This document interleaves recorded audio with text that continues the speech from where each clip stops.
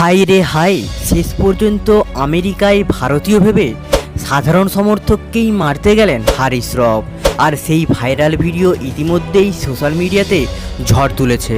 এদিন কি হয়েছিল পুরো ঘটনা জানতে ভিডিওটি লাইক করে শুরু থেকে শেষ পর্যন্ত দেখতে থাকুন। আপনারা সকলেই জানেন যে টি-20 বিশ্বকাপ থেকে ছিটকে গিয়েছে পাকিস্তান, কিন্তু হারিস শ্রফের তেজ এখনও কমেনি।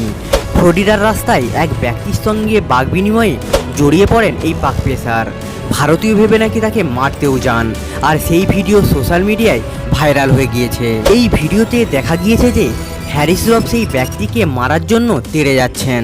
তার স্ত্রী হারিসকে থামানোর জন্য চেষ্টাও করেন, কিন্তু পাক পেসার কোনো বারণই শোনেননি। তিনি তেড়ে যান সেই ব্যক্তির দিকে।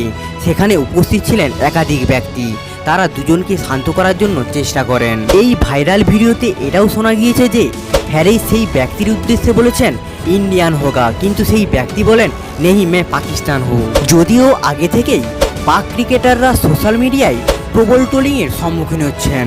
টি-20 বিশ্বকাপ থেকে পাকিস্তান ছিটকে যাওয়ার পরেই আরও বেশি করে ট্রোলিংয়ের সম্মুখীন হচ্ছেন পাক ক্রিকেটাররা। এই ট্রোলিংয়ের ভয়ে এটাও শোনা যাচ্ছে যে পাক অধিনায়ক সহ 6 জন ক্রিকেটার এখনই পাকিস্তানে ফিরে না গিয়ে লন্ডনে চলে যাচ্ছেন।